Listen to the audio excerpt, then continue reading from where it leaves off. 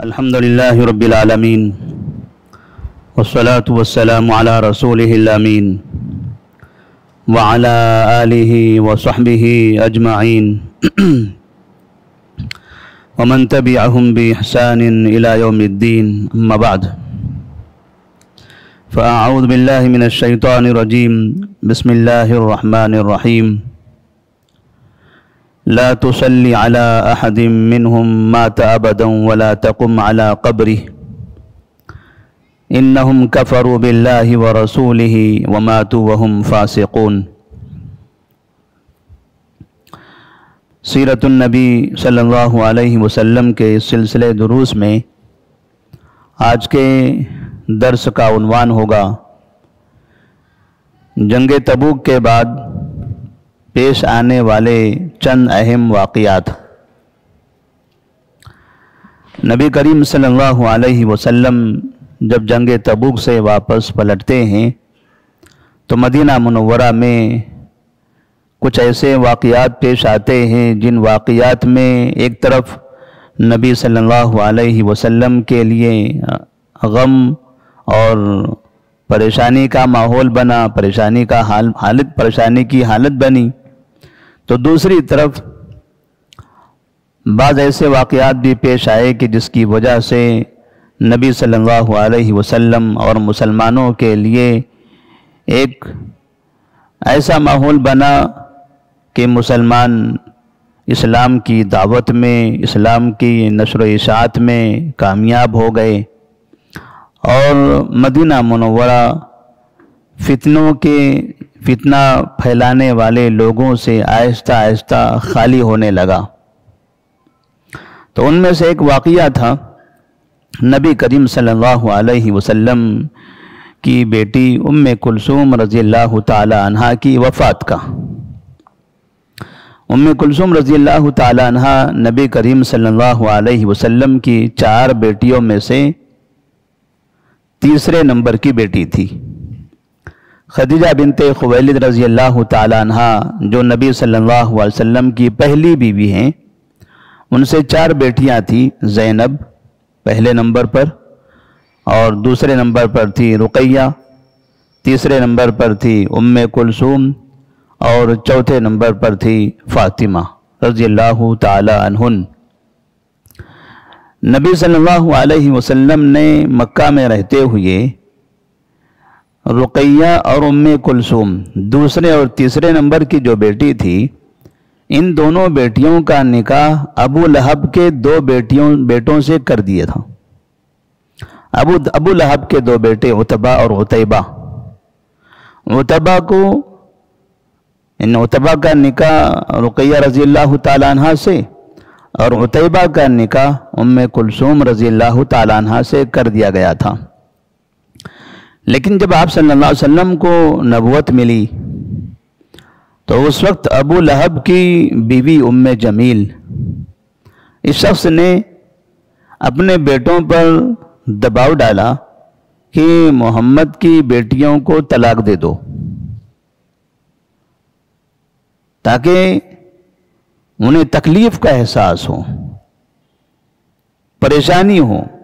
ایک طرف باہر قوم کے لوگ تو پریشان کر ہی رہے ہیں، جب بیٹیاں باپ کے پاس اس کے گھر جائے گی مطلقہ ہو کر، تب ایسی صورت میں باپ کو احساس ہوگا اور وہ اپنے اس کام سے پیچھے ہٹ جائیں گے۔ رقیہ رضی اللہ تعالیٰ عنہ، ام کلثوم رضی اللہ تعالیٰ عنہ، ان کا نکاح تو ہوا تھا لیکن رخصتی نہیں ہوئی تھی، رخصتی ابھی باقی تھی۔ رخصتی سے پہلے ان دونوں کو طلاق واقع ہو گئی تھی، ان دونوں کو طلاق دے دیا گیا۔ نبی کریم صلی اللہ علیہ وسلم جب آپ کے گھر پر 2 بیٹیاں آئی تھی تو ایک طرف جہاں آپ کو غم لاحق ہوا، وہیں خوشی بھی ہوئی۔ غم اس وجہ سے کہ بیٹیوں کو طلاق ہوئی ہے، اور خوشی اس وجہ سے کہ ابو لہب جیسے گھرانے سے میری بیٹیاں محفوظ ہو گئی۔ کیونکہ آپ صلی اللہ علیہ وسلم دیکھ رہے تھے کہ ابو لہب اور اس کی بیوی یہ دونوں بھی نبی صلی اللہ علیہ وسلم کے لیے بہت زیادہ تکلیف دہ انسان تھے. اگر یہ بیٹیاں بھی ان کے پاس ہوتی تب کیا ہوتا؟ اور یہ تو رخصتی سے پہلے کی بات ہے. جب رخصتی ہو جاتی تب وہاں وہ اور ذلیل کرنے کی بھی کوشش کرتے. تو آپ صلی اللہ علیہ وسلم نے خوشی محسوس کیا کہ اچھی بات ہے، اللہ تبارک و تعالیٰ نے میری بیٹیوں کو اور ہم سب کو ذلت سے محفوظ کر لیا. پھر آپ صلی اللہ علیہ وسلم نے رقیہ رضی اللہ تعالیٰ عنہ کا نکاح عثمان بن عفان رضی اللہ تعالیٰ عنہ سے کر دیا. یعنی ابو لہب کے بیٹوں سے کئی گنا زیادہ بہتر انسان عثمان بن عفان رضی اللہ تعالیٰ عنہ، دینداری میں، خوشحالی میں، نبی کی اطاعت و فرما برداری میں، اسلام کی خدمت میں اور دولت میں بھی وہ عثمان غنی تھے. اور عثمان غنی رضی اللہ تعالیٰ عنہ کے پاس رقیہ رضی اللہ تعالیٰ عنہ جب مکہ میں تھے تب بھی، جب مدینہ ہجرت کر کے آئے تب بھی موجود تھی. جنگ احد کے وقت میں رقیہ رضی اللہ تعالیٰ عنہ کا انتقال ہو گیا. مسلمان جنگ احد کے لیے میدان جنگ میں گئے ہوئے تھے تو اس وقت یہاں رقیہ رضی اللہ تعالیٰ عنہ کا انتقال ہو گیا. نبی صلی اللہ علیہ وسلم نے اپنی دوسری بیٹی ام کلثوم، ان کا نکاح ابھی تک نہیں ہوا تھا، 2 بیٹیاں طلاق کے ذریعے واپس پہنچ گئی تھی اپنے گھر. آپ نے ایک بیٹی کا نکاح عثمان سے کر دیا، دوسری بیٹی گھر میں ہی تھی جو رقیہ سے چھوٹی تھی. جب رقیہ رضی اللہ تعالیٰ عنہ کا انتقال ہوا تو آپ صلی اللہ علیہ وسلم نے ام کلثوم رضی اللہ تعالیٰ عنہ کا نکاح عثمان سے کر دیا. اسی لیے عثمان بن عفان رضی اللہ تعالیٰ عنہ کو ذو النورین کہا جاتا ہے. ذو النورین، 2 نور والے، یعنی جن کے پاس نبی کی 2 بیٹیاں تھیں. اور یہ اعزاز عثمان غنی رضی اللہ تعالیٰ عنہ کو حاصل ہے. بعض روایتوں میں بعض علماء نے اس کو ضعیف قرار دیا ہے. کہتے ہیں کہ جب بعد میں ام کلثوم رضی اللہ تعالیٰ عنہ کا بھی انتقال ہو گیا تو عثمان غنی رضی اللہ تعالیٰ عنہ بڑے دکھی ہو گئے.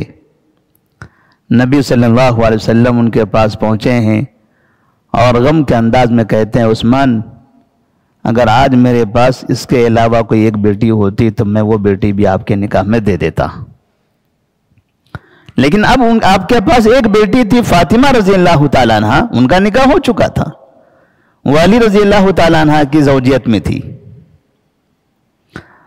تو ام کلثوم رضی اللہ تعالیٰ عنہ جو تقریباً سن 3 ہجری سے عثمان غنی رضی اللہ تعالیٰ عنہ کے نکاح میں آئی تھی 9 ہجری تک.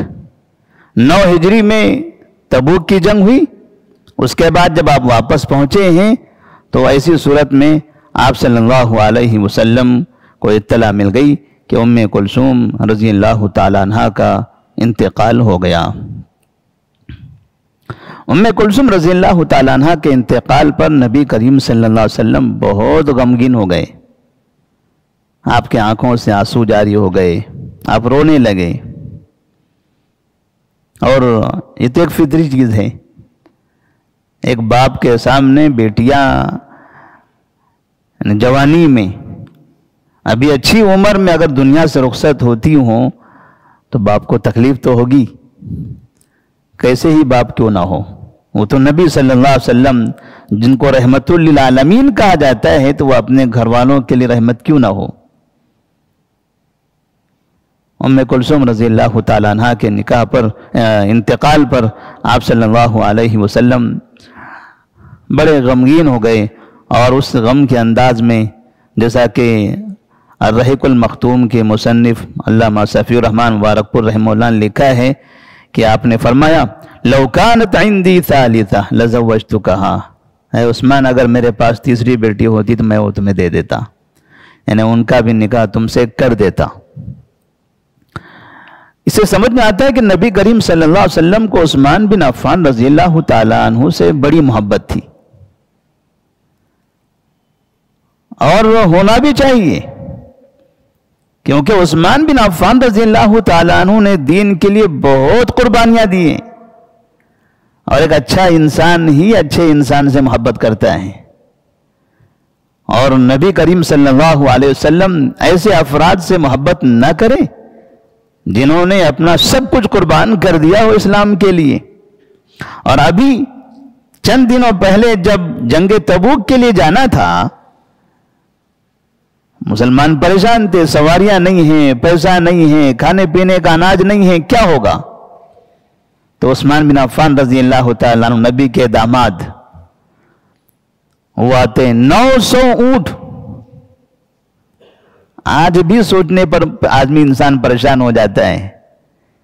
اتنے اونٹ، 900 اونٹ آپ نے نبی کے پاس لا کر دے دیا، کہا کہ یہ لے جائیے. اسی طرح سے اور دیگر سامان، دینار بھی. تبھی آپ نے کہا تھا ما ضر عثمان ما فعل بعد اليوم، ما ضر عثمان ما فعل بعد اليوم. آج کے بعد عثمان جو کچھ بھی کریں انہیں وہ نقصان نہیں پہنچائے گی. یعنی اب عثمان کی مغفرت طے ہے اور ان کو عشرہ مبشرہ میں شمار کیا گیا ہے. نبی صلی اللہ علیہ وسلم نے ان کے لیے کئی مرتبہ جنت کی بشارت دی ہے. تو یہ عثمان غنی رضی اللہ تعالیٰ عنہ جن سے نبی صلی اللہ علیہ وسلم کو اتنی زیادہ محبت. اب یہ اس واقعے کو ذہن میں رکھتے ہوئے اگر ہم تھوڑا سا ہمارے معاشرے کے کچھ افراد کے بارے میں سوچیں کہ جو افراد اپنے آپ کو مفکر کہتے ہیں اور داعی کہتے ہیں، مبلغ کہتے ہیں، بڑی بڑی جماعتوں کے سربراہ اور سردار بتاتے ہیں، عثمان غنی رضی اللہ تعالیٰ عنہ کی شخصیت پر کتابیں لکھ کر کہتے ہیں عثمان یہ غلط، عثمان نے یہ غلط، عثمان یہ غلط، عثمان کی سیاسی انسان، عثمان نے یہ اپنے قوم کے ساتھ یہ دھوکہ دیا. عثمان غنی رضی اللہ تعالیٰ عنہ کی شخصیت کو ایک ہمارے ملک اور پڑوسی ملکوں کے حکمران جیسا بنا کر پیش کیا. اس نے کہنے کے لیے بڑی جماعت کا بڑا سربراہ ہے، لیکن جب عثمان غنی رضی اللہ تعالیٰ عنہ کی شخصیت جب مسلمان اپنی جماعت کے سامنے پیش کرتے ہیں تو ایسا لگتا ہے جیسے ہندوستان اور پاکستان کا کوئی حاکم ہو. اس طرح سے ذلت کے ساتھ، حقارت کے ساتھ اور نکتہ چینیوں کے ساتھ اور طنز کرتے ہوئے عثمان غنی رضی اللہ تعالیٰ عنہ پر کتابیں لکھی ہیں. اس لیے آدمی کو ہمیشہ اللہ تعالیٰ سے دعا کرنا چاہیے اللہ تعالیٰ ہمارے ایمان کی حفاظت کرے، کیونکہ بعض مرتبہ کبھی علم بھی انسان کو جہنم کی طرف لے جاتا ہے. علم بھی انسان کو جہنم میں ڈال دیتا ہے جب وہ علم فائدہ مند نہ ہو، جب علم صحیح سالم نہ ہو. معلومات کا ذخیرہ یہ کوئی کمال کی بات نہیں ہے. جب صحیح معلومات ہو، اچھی معلومات ہو اور صحیح عقیدہ ہو، اچھی فکر ہو، بری فکر سے آپ اپنے آپ کو محفوظ رکھیں اور آپ کے دل میں نبی سے محبت ہو، صحابہ سے محبت ہو، خلفائے راشدین سے محبت ہو، نبی کے گھرانے کے لوگوں سے محبت ہو، تب ہم کہیں گے ہاں اس نے علم حاصل کیا ہے اور فائدہ مند علم، صحیح علم حاصل کیا ہے. ورنہ ایسے بیٹھے بیٹھے یہاں وہاں ایسا محسوس ہوتا ہے کہ عثمان غنی رضی اللہ تعالیٰ عنہ کے زمانے کے سردار یہی تھے. انہوں نے ان کو نیچا دکھا کر پوری قوم کے سامنے رسوا کرنے کی کوشش کی اپنی کتابوں کے ذریعے، جس کا نتیجہ یہ نکلتا ہے کہ ہم دیکھتے ہیں بعض مرتبہ خلفائے اموی خاندان بعض مرتبہ بڑے جلسوں میں کہا جاتا ہے اموی خاندان ایسا تھا. عثمان غنی رضی اللہ تعالیٰ عنہ بھی اموی خاندان کے تھے، معاویہ رضی اللہ تعالیٰ عنہ بھی اموی خاندان کے تھے. یہ اموی خاندان کو جب برا بلا کہا جاتا ہے تو اس میں عثمان غنی رضی اللہ تعالیٰ عنہ کو پہلے نمبر پر گنا جاتا ہے. اور نبی صلی اللہ علیہ وسلم کہہ رہے ہیں ما ضر عثمان ما فعل بعد اليوم. اتنی بڑی بشارت، ایسی خوشی کا اظہار ایسی مصیبت میں مسلمانوں کی زندگیاں تباہ ہونے کا امکان دکھائی دیتا ہے. مدینہ برباد ہونے کے نظارے ایسا لگ رہا تھا ایسا لگتا تھا کہ مسلمان مارے جائیں گے، پورے رومی فوج مدینہ پر حملہ کر دے گی، نہ مسلمان بچیں گے نہ اسلام بچے گا۔ نبی صلی اللہ علیہ وسلم نے ایسے وقت میں پورے مسلمانوں کو ترغیب دلائی، کہا کہ اس وقت یہ آخری جنگ لڑنی ہے اور پوری طاقت کا استعمال کرنا ہے، کہیں بھی کوتاہی نہ ہو ورنہ بربادی بہت زیادہ ہوگی۔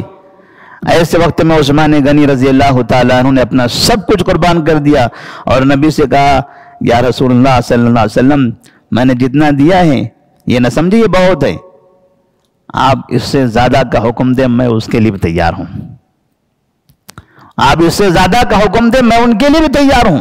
جب ہجرت کر کے پہلی مرتبہ مدینہ میں داخل ہوئے تھے، مسجد کی توسیع کی ضرورت پڑی، عثمان غنی رضی اللہ تعالیٰ عنہ آگے بڑھے، پانی کے لیے انتظام کرنے کی ضرورت پڑی مسلمانوں کے لیے، عثمان غنی رضی اللہ تعالیٰ عنہ آگے بڑھے، جنگ بدر ہو، جنگ احد ہو، جنگ خندق ہو، ہر جنگ میں سواریوں کی ضرورت، ہتھیاروں کی ضرورت، پیسوں کی ضرورت، کھانے پینے کی ضرورت، جہاں دیکھو وہاں عثمان عثمان عثمان رضی اللہ تعالیٰ عنہ۔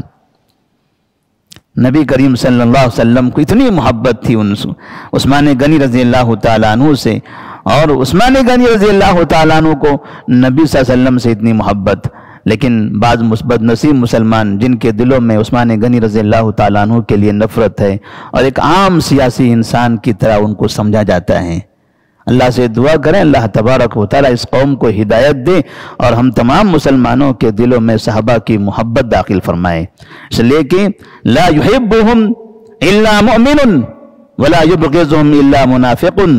نبی نے فرمایا کہ یہ صحابہ ہیں، ان سے مومن ہی محبت کرتا ہے اور جو منافق ہوتا ہے اس کے دل میں بغض ہوتا ہے۔ یہ نبی کا گویا کہ ایک لیبل ہے اس شخص پر، ٹائٹل ہے اس شخص پر جس کے دل میں چاہے عثمان کے خلاف کوئی کدورت ہو، نفرت ہو، بغض ہو، معاویہ رضی اللہ تعالیٰ عنہ کے خلاف کوئی اس کے دل میں کوئی عداوت ہو، نبی نے کہہ دیا وہ انسان منافق ہے، وہ علامہ، عالم، مولوی، امیر، فلاں اور فلاں نہیں ہو سکتا، وہ منافق ہیں۔ اللہ سے دعا کریں اللہ تبارک و تعالی ہمارے دلوں کے اندر بھی صحابہ کرام رضی اللہ تعالیٰ عنہم کی محبت قائم اور دائم رکھے۔ اور بھی واقعات ہیں انشاءاللہ آئندہ کے درس میں بتائے جائیں گے کہ جنگ تبوک کے بعد کس طرح کے کچھ واقعات پیش آئے تھے جس سے ہمیں الگ الگ سبق ملتا ہے۔ ایک سبق عثمان غنی رضی اللہ تعالیٰ ام کلثوم رضی اللہ تعالیٰ عنہ کے اس واقعے سے یہ بھی ملتا ہے کہ اگر کسی کے گھر میں بیٹا یا بیٹی کا انتقال ہو جائے اور اس گھر کے افراد اگر رو رہے ہوں تو یہ رونا غلط نہیں ہے، یہ رونا غلط نہیں ہے۔ کوئی نہ کہے کہ آپ کی آنکھوں سے آنسو جاری ہو رہے ہیں، آپ رو رہے ہیں، صبر کرو، رونا نہیں، صبر کرنا ہے۔ رونا صبر کے خلاف نہیں ہے، رونا صبر کے خلاف نہیں ہے، اس لیے کہ بہت بہت ناممکن ہے کہ انسان ایسی حالت میں غمگین ہو اور بغیر آنسو بہائے وہ صبر کر لے۔ اگر رونا نہ رونا صبر کی علامت ہوتی تو نبی صلی اللہ علیہ وسلم کبھی نہ روتے۔ آپ کے بیٹے ابراہیم کا انتقال ہوا تب بھی آپ کی آنکھوں سے آنسو جاری ہو رہے تھے، صحابہ رضی اللہ تعالیٰ دیکھ رہے تھے کہ نبی کا چہرہ نیچے ہے مگر آنکھوں سے آنسو ٹپک رہے ہیں، اور آپ کہتے تھے اِنَّا بِفِرَاقِكَ لَمَحْزُونٌ یا ابراہیم، اے ابراہیم تیری جدائی سے میں بہت غمزدہ ہوں۔ تیری جدائی یعنی ان کے انتقال کے بعد ابراہیم تو نہیں سنتے ہیں لیکن ایک تصور ہے، خیال ہے، اے ابراہیم تیری جدائی پر مجھے بہت غم ہے، ہم سب غمزدہ ہیں، اور آپ کی آنکھوں سے آنسو نکل رہے ہیں۔ صبر رو کر بھی صبر کیا جا سکتا ہے، لیکن واویلا مچانا، ایسے وقت میں بددعائیں کرنا، اس کو اٹھا لیا اللہ مجھے اٹھا لیا ہوتا، یہ حال دیکھنے سے پہلے میں دنیا سے چلا گیا ہوتا، اگر کبھی فرشتے نے سن لیا ٹھیک ہے ان کو رہنے دو تمہیں لے کے جاتا ہوں تب کیا ہوگا؟ نہیں اسے لے جاؤ، پھر ہمیں نہیں بولنے کے لیے اسے رکھ دیا، مجھے لے گیا ہوتا تو ٹھیک ہے تمہیں لے کے جاتا ہوں، اس کو چھوڑ دیتا ہوں میں۔ تو یہ اس طرح کی جو باتیں ہیں، اس طرح کی باتیں جو تقدیر ہے، انسان کا وقت متعین ہے، جس کی جب موت آنی ہے وہ آئے گی، تو اس پر صبر کرتے اللہ سے دعا کرنا ہے اللہ جس حالت میں بھی ہے میں راضی ہوں، تو نے دیا تھا تو ہی اٹھا رہا ہے. بس میری تجھ سے دعا ہے کہ اب یہاں سے جو اس کی زندگی شروع ہو رہی ہے یہ اچھی زندگی ہو، قبر کی زندگی اچھی ہو، آخرت کی زندگی اچھی ہو، سوال و جواب اس کے لیے آسان ہو، اور جنت میں اس کو اعلیٰ مقام میسر ملے. بس میں رو رو کر یہی اس کے لیے دعا کرتا ہوں. جدائی پر مجھے غم بھی ہے، میں رو بھی رہا ہوں، صبر بھی کر رہا ہوں اور دعائیں بھی کر رہا ہوں. ایسے وقت میں کوئی غلط بات اپنی زبان سے نہیں نکالوں گا، کوئی بری باتیں اللہ سے شکایت کرتے ہوئے نہیں کہوں گا. یہ ہے صبر. تو اللہ تبارک و تعالیٰ سے دعا ہے کہ اللہ تبارک و تعالیٰ ہم سب کو بھی صبر کرنے کی توفیق عطا فرمائے. والسلام علیکم ورحمۃ اللہ وبرکاتہ.